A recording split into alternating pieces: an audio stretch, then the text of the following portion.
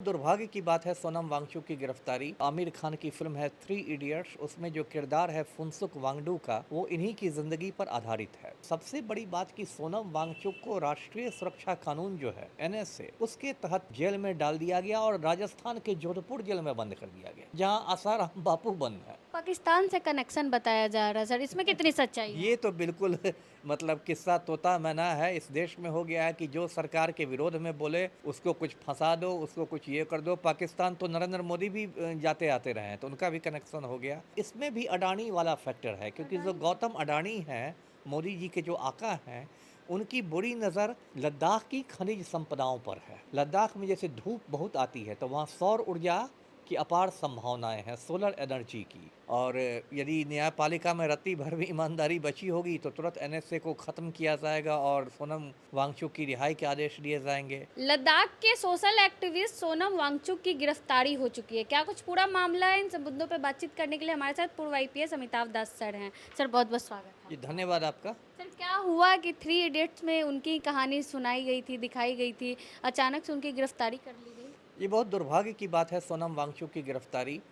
और मैं शुरू से दर्शकों को बात समझाता हूँ। ये जो लद्दाख है, ये बिल्कुल उत्तर में, भारत के बिल्कुल उत्तर में ये लंबा चौड़ा इलाका है। ऐसे यहाँ की आबादी बहुत कम है और पूरे लद्दाख में दो ही बड़े शहर हैं, एक लेह है और एक कारगिल है। तो ये जो लद्दाख है, ये 2019 तक ये जम्मू कश्मीर राज्य का हिस्सा हुआ करता था, लेकिन 2019 में इसको अलग करके यूनियन टेरिटरी बना दिया गया, हिंदी में जिसे केंद्र शासित प्रदेश कहते हैं। अब ये जो सोनम वांगचुक हैं, ये लद्दाख के ही रहने वाले हैं। ये बहुत बड़े शिक्षाविद हैं, पर्यावरणविद हैं, पेशे से इंजीनियर हैं और इन्होंने बहुत अच्छे अच्छे काम किए हैं। जैसा आपने बताया, जो आमिर खान की फिल्म है थ्री इडियट्स, उसमें जो किरदार है फुनसुक वांगडू का, वो इन्हीं की ज़िंदगी पर आधारित है। सोनम वांगचुक को मैग्सेसे पुरस्कार भी मिल चुका है, जो बहुत बड़ा सम्मान है। उसको एशिया का नोबेल पुरस्कार कहते हैं।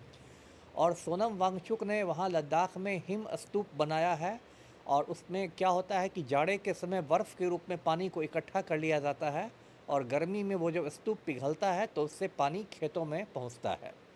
इसके अलावा एक वो सिकमोल नाम का NGO भी चलाते हैं, जो शिक्षा और संस्कृति के क्षेत्र में काफ़ी काम करता है। अब देखिए, सोनम वांगचुक पिछले कई मतलब सालों से आप कह सकते हैं लद्दाख की लड़ाई लड़ रहे हैं। उनकी दो मुख्य मांग है। पहली मांग है कि वो लद्दाख को पूर्ण राज्य का दर्जा चाहते हैं। उनका कहना है कि केंद्र शासित प्रदेश से काम नहीं चलेगा, लद्दाख को पूर्ण राज्य का दर्जा दिया जाए। दूसरी उनकी महत्वपूर्ण मांग है कि भारत के संविधान में छठी अनुसूची है, सिक्स्थ शेड्यूल है, लद्दाख को छठी अनुसूची में शामिल किया जाए। जिस इलाके को छठी अनुसूची में शामिल किया जाता है, उस इलाके को स्वायत्तता मिल जाती है और वहाँ के लोगों को वहाँ की खनिज संपदा को संरक्षण मिलता है। तो यही दो मांगे हैं और उन्होंने एक बार कुछ साल पहले ये लेह से दिल्ली के जंतर मंतर तक पदयात्रा की थी। कई बार वो भूख हड़ताल पर बैठते हैं, अभी भी वो भूख हड़ताल पर बैठे हुए थे और 2 अक्टूबर को गांधी जयंती को भूख हड़ताल तोड़ने वाले थे। इसी बीच 4-5 दिन पहले क्या हुआ कि लेह में जो कहते हैं जेन जी, जो आज का युवा वर्ग है, जेन जी के लोग सड़क पर आ गए, उन्होंने हिंसा कर दी, भाजपा के दफ्तर को भी आग के हवाले कर दिया और फिर पुलिस ने गोलियां चलाई, 4 लोग मरे, कई घायल हुए। सोनम वांगचुक ने उसकी निंदा की, कहा कि ये हिंसा ठीक नहीं है और फिर उन्होंने भूख हड़ताल तोड़ दी और गांव चले गए। लेकिन उसके बाद प्रधानमंत्री मोदी और जो गृह मंत्री अमित शाह हैं, इन दोनों ने एक बहुत गलत काम किया। गलत काम ये किया कि एक तो सोनम वांगचुक के NGO का जो लाइसेंस था, विदेशी सहायता वाला लाइसेंस, वो रद्द कर दिया। उनकी एक संस्था को जो ज़मीन आवंटित की गई थी, वो ज़मीन वापस ले ली गई। और सबसे बड़ी बात कि सोनम वांगचुक को राष्ट्रीय सुरक्षा कानून जो है NSA, उसके तहत जेल में डाल दिया गया और राजस्थान के जोधपुर जेल में बंद कर दिया गया, जहां आसाराम बापू बंद है। बताइए कितने दुर्भाग्य की बात है कि देखिए, NSA जो है बहुत बहुत कड़ा कानून है, उसमें आसानी से जमानत नहीं मिलती है और वो कानून बनाया गया है खूंखार आतंकवादियों के लिए या बड़े बड़े जो माफिया सरगना होते हैं उन लोग के लिए बना है।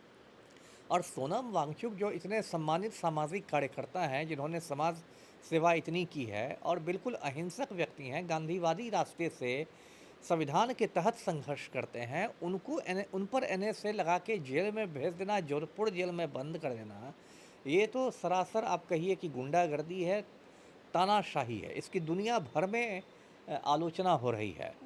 तो अब तो सोनम वांगचुक जेल चले गए हैं। लद्दाख में स्थिति अभी भी बहुत ख़राब है, वहाँ इंटरनेट को ठप कर दिया गया है। लेकिन एक दुख की बात है कि एक शांतिपूर्ण लोकतांत्रिक आंदोलन को इस तरह से भारत सरकार कुचलने की कोशिश कर रही है।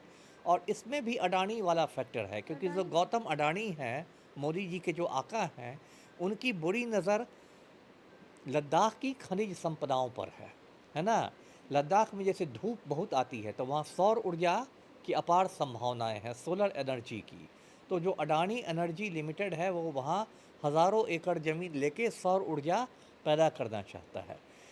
तो ये सब बातें हैं। मोदी पर गौतम अडानी का भी दबाव है कि सोनम वांगचुक को तुरंत बंद कर दिया जाए। लेकिन ये जो कुछ हुआ है, ये इसको मैं बहुत दुर्भाग्यपूर्ण मानता हूँ, और आपके चैनल के माध्यम से मैं सोनम वांगचुक की रिहाई की मांग करता हूँ। जी। उनका वो पाकिस्तान से कनेक्शन बताया जा रहा है सर, इसमें कितनी सच्चाई है? ये तो बिल्कुल मतलब किस्सा तोता मैना है। इस देश में हो गया है कि जो सरकार के विरोध में बोले, उसको कुछ फंसा दो, उसको कुछ ये कर दो। पाकिस्तान तो नरेंद्र मोदी भी जाते आते रहे हैं, तो उनका भी कनेक्शन हो गया।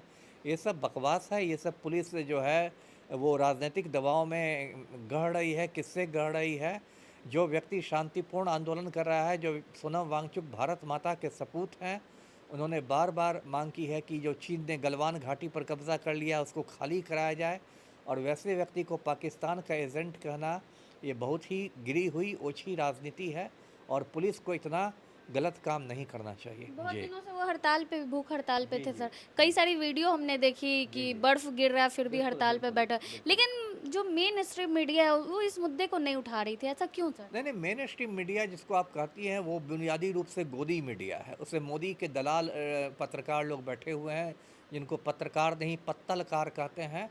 तो वो लोग दलाल लोग बैठे हुए हैं। जब भी मोदी के खिलाफ कोई आंदोलन होता है, ये लोग उसको बदनाम करने में लग जाते हैं, चाहे वो शाहीन बाग का आंदोलन हो या किसान आंदोलन हो। आपको याद होगा, जब किसान आंदोलन भी हो रहा था इस देश में, 13 महीने चला। दिल्ली के बॉर्डर पर लाखों किसान डटे हुए थे, 700 किसान शहीद भी हुए। शांतिपूर्ण आंदोलन था। तब भी ये जो गोदी मीडिया है, उस किसान आंदोलन को बदनाम करने की कोशिश करता था कि ये खालिस्तानियों का आंदोलन है, तो देशद्रोहियों का आंदोलन है, तो विदेशी फंडिंग हो रही है, तो ये हो रहा है, तो वो हो रहा है। तो ये मोदी के दलाल लोग हैं। जो लोग सरकार के खिलाफ कुछ बोलता है, उसको ये लोग बदनाम करने की सुपारी ले लेते तो हैं। क्या जी। लग रहा है सर, कब तक रिहाई हो सकती है? अब देखिए, को जो एनएसए उनको लगाया गया है, उसको तो कोर्ट में चुनौती दी ही जाएगी। और यदि न्यायपालिका में रत्ती भर भी ईमानदारी बची होगी, तो तुरंत एनएसए को ख़त्म किया जाएगा और सोनम वांगचुक की रिहाई के आदेश दिए जाएंगे। और अगर नहीं न्यायपालिका आदेश देता है, तो बहुत दुर्भाग्य की बात होगी, तब उनको कुछ साल जेल में रहना होगा। जी। तानाशाही चरम पे है। एकदम चरम पर तानाशाही है। मोदी और अमित शाह का नाच देश में चल रहा है। जी। चलिए, बहुत बहुत धन्यवाद। हमारे साथ पूर्व आईपीएस अमिताभ दास सर थे। सोनम वांगचुक को लेकर हमने इनसे बातचीत की। बाकी पूरी बातचीत को लेकर आप क्या कुछ सोचते हैं, अपनी राय कमेंट बॉक्स में ज़रूर दें। धन्यवाद।